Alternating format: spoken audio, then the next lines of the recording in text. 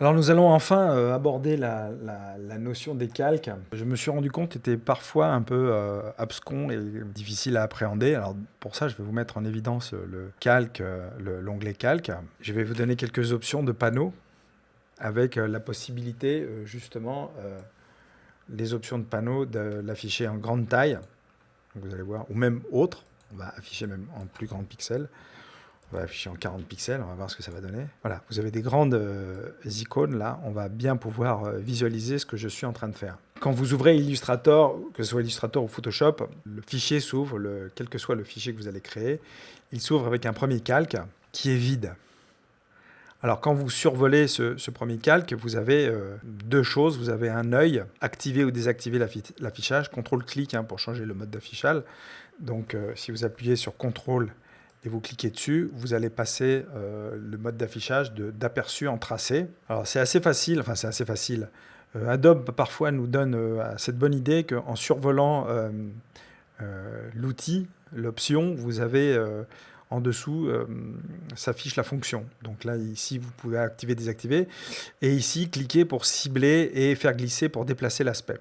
En l'occurrence pour l'instant c'est vide et on va commencer à créer des choses. Alors on va faire plusieurs choses, on va faire des formes géométriques, on va prendre par exemple des étoiles. Alors j'ai fait une étoile, et vous allez voir, hop, qu'est-ce qui vient de se passer? Donc l'étoile vient d'apparaître dans le calque, et vous avez une petite flèche qui vient d'apparaître ici, et ici l'objet est sélectionné. Donc le petit carré bleu, donc c'est la couleur de mon calque. Le petit trait bleu que vous voyez là, effectivement c'est matérialisé par du bleu sur cette étoile. Ce n'est pas la couleur de l'objet, mais c'est la couleur du calque quand l'objet est sélectionné. Il suffit de double-cliquer dessus pour avoir, par exemple, l'option du calque. Donc la couleur, on va la changer, on va mettre autre chose, on va mettre du orange, par exemple. Et vous avez la possibilité que ce soit le modèle, de verrouiller ou de ne pas verrouiller ce calque, d'afficher, de ne pas afficher, d'estomper quand c'est des images. Donc, le nom du calque, vous pouvez le nommer aussi. On va l'appeler mon premier calque. Très important de nommer ces calques. Mon premier calque et non pas claque. Hop. Voilà. OK. Mon premier calque, vous avez son nom. Vous avez la possibilité d'étendre l'affichage comme je vous ai montré. Donc, vous pouvez tirer un peu si vous voulez avoir les noms en entier. Alors, il y a une petite flèche qui m'indique qu'il y a d'autres éléments. Donc, je déplie un peu ce calque et vous avez ce qu'on appelle un tracé. Alors, le tracé, dans Illustrator, c'est l'élément le plus simple, c'est-à-dire c'est l'élément le plus simple. Un objet peut être un tracé. À partir du moment où vous validez cet objet, ça devient un tracé au sein d'un calque. Alors, ça peut être aussi bien un trait. Par exemple, si je décide de faire un trait, le trait vient d'apparaître, graphe linéaire. Il m'indique ce que c'est, un graphe linéaire. Si je prends un pinceau, il vient de me dire que c'est un tracé. Si je refais ce tracé, à chaque fois, vous voyez, il me crée un tracé ou des graphes linéaires. On va dire le graphe linéaire est un tracé. C'est les entités les plus simples dans Illustrator. Ce qui fait que au sein même d'un même calque, vous avez les objets qui sont hiérarchisés au fur et à mesure que vous les introduisez dans ce calque. Vous avez vu que le dernier tracé vient de se mettre au-dessus. Imaginons qu'au sein de ce calque, je fasse un autre objet, un rectangle arrondi avec un fond de couleur. Il vient de me dire que c'est un rectangle, donc c'est l'entité la plus simple. Elle ne peut pas être subdivisée, sauf si je suis amené, par exemple, à couper cet objet et à le dissocier.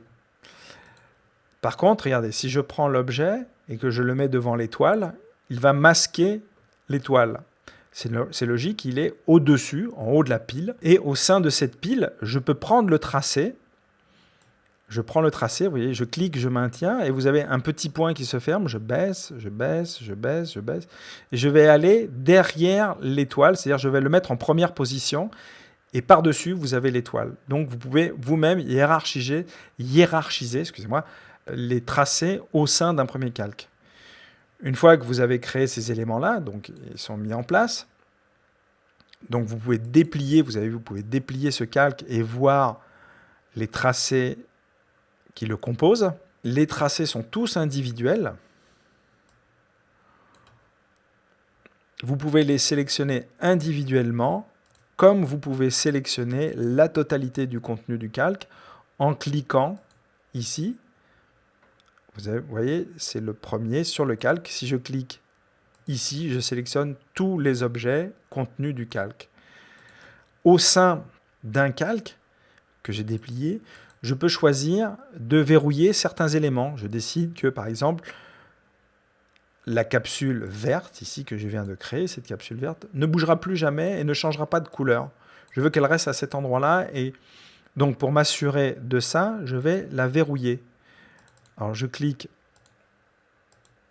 Vous avez un petit cadenas à droite de l'œil. Vous avez un emplacement qui me permet de créer, de verrouiller ou de ne pas verrouiller. Donc, de nouveau, quand je sélectionne l'ensemble de mon calque, tous les tracés qui le composent, sauf la capsule, seront sélectionnés.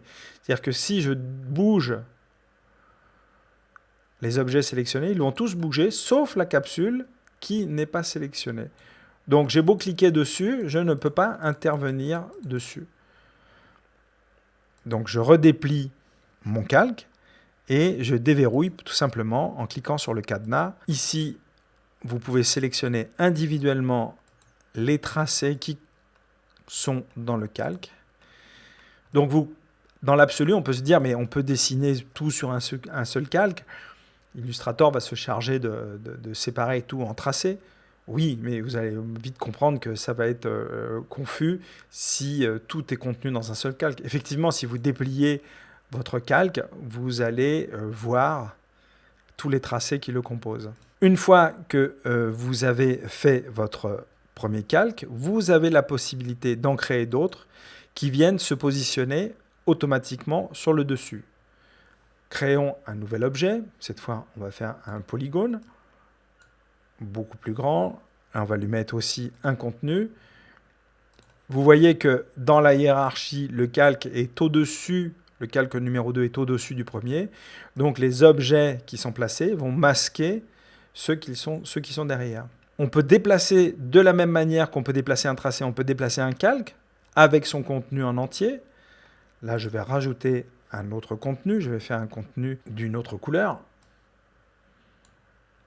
Donc, je peux déplacer. Ici, vous avez le calque numéro 2. Quand je déplie ce calque numéro 2, vous avez les tracés qui le composent, une ellipse et un polygone. C'est les entités les plus simples. Donc, je peux déplacer le calque dans son entier, c'est-à-dire je le prends, vous avez le petit point, je clique, je maintiens et je vais mettre en dessous. Et vous allez voir que les objets se placent en dessous, donc seront recouverts par les objets du premier calque. Au sein même de ce calque, je peux sélectionner un objet. Là, par exemple, je vais prendre cette ellipse-là, que je vais déplacer. Il suffit de cliquer dessus, de la maintenir et de la déplacer. Vous voyez, je clique, j'ai un petit index qui me montre, et je vais la déplacer dans mon premier calque. Et effectivement, vous voyez qu'elle vient d'apparaître dans mon premier calque. Comment se positionne-t-elle? À chaque fois que vous déplacez un objet, il se positionnera au sommet du calque.